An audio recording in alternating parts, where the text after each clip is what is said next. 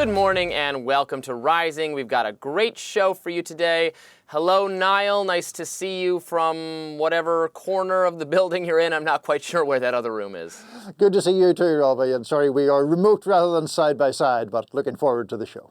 All right, here we go. We're just 20 days out from the election. Pollster Nate Silver has the latest data showing former President Trump and Vice President Kamala Harris literally 50-50. It is anyone's game, ladies and gentlemen. At this point, the polls show voters trust Trump more on the economy than they do Harris.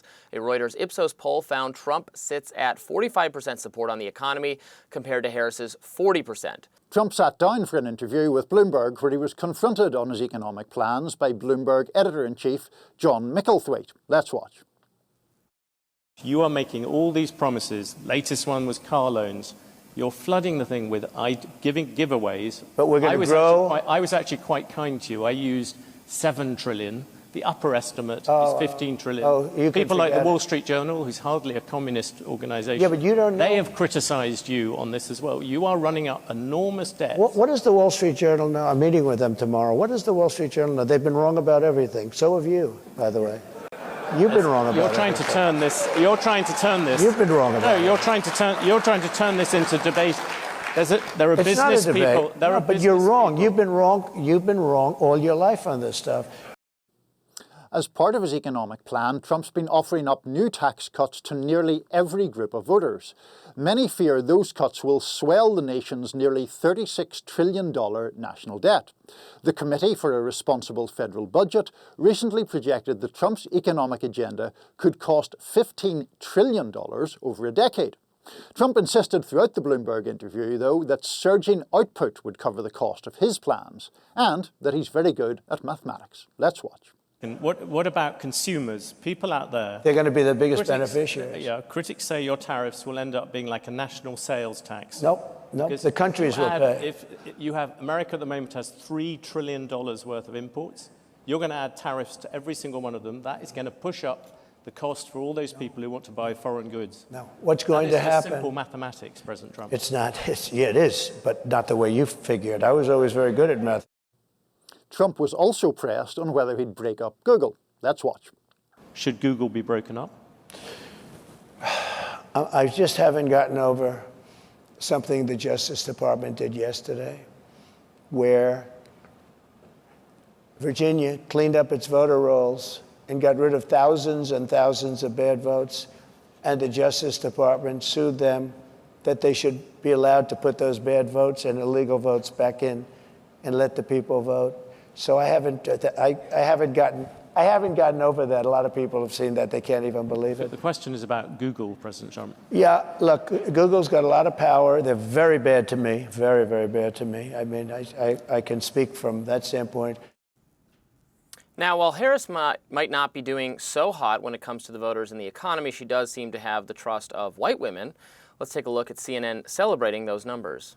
White women make up the plurality of the electorate. 36%. So, yesterday we were talking about those massive gains that Donald Trump was making among black men, black women. But the bottom line is they actually make up a considerably smaller portion of the electorate than white women do. So when we're talking about 5-6 point shifts, 7-point shifts in Kamala Harris's direction, we're talking about that among a major part of the electorate, and that can actually move the overall electorate more than ginormous shifts among a considerably smaller part of the electorate. You can just do the math. More than double the impact, depending on how it all spaces itself out.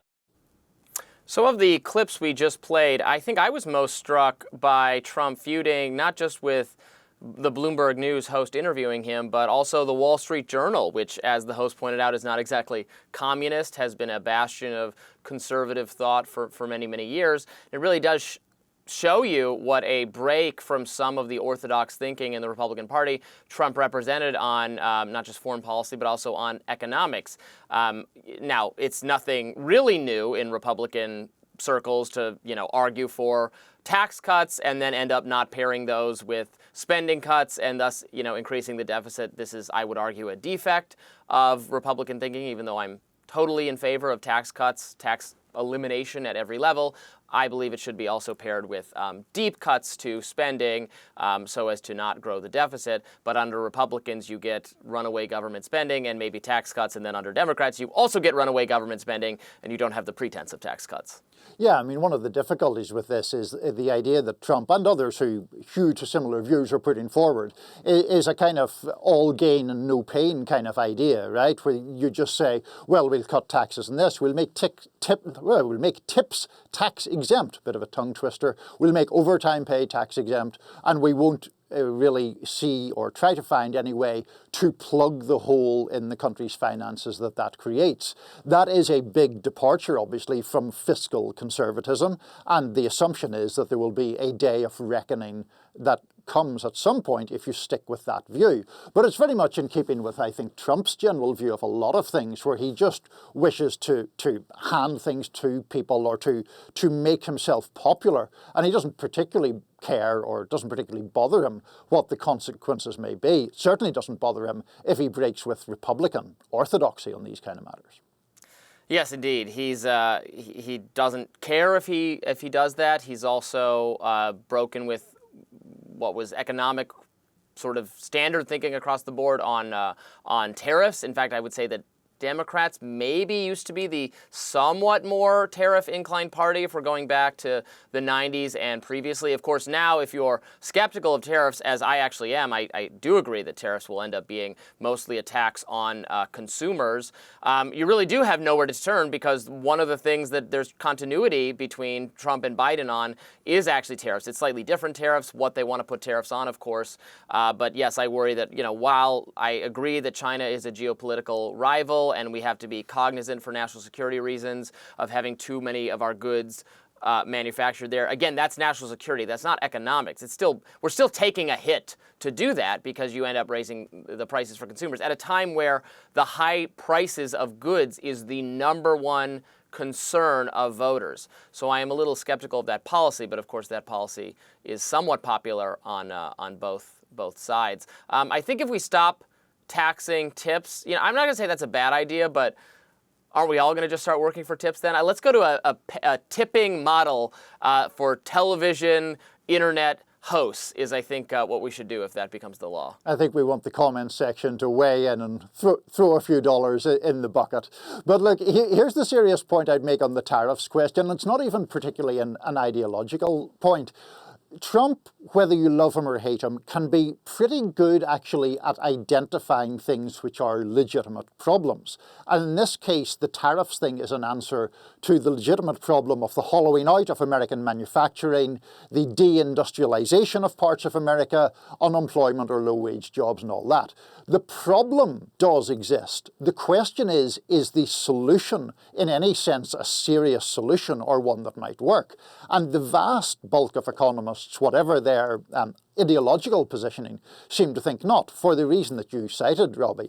The cost of the tariffs gets passed on to the consumer, prices go up. If you're not careful, you end up in an inflationary cycle, and the whole thing goes off the rails. And I think we see that pattern repeat often with Trump, where he does sometimes call out what are genuine issues, but then the solution is either just, I will work some miracle cure and solve it all, or it's a solution that is so sort of superficial and sloganeering that it really doesn't stand up to scrutiny.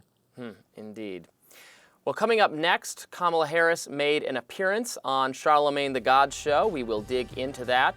More Rising right after this.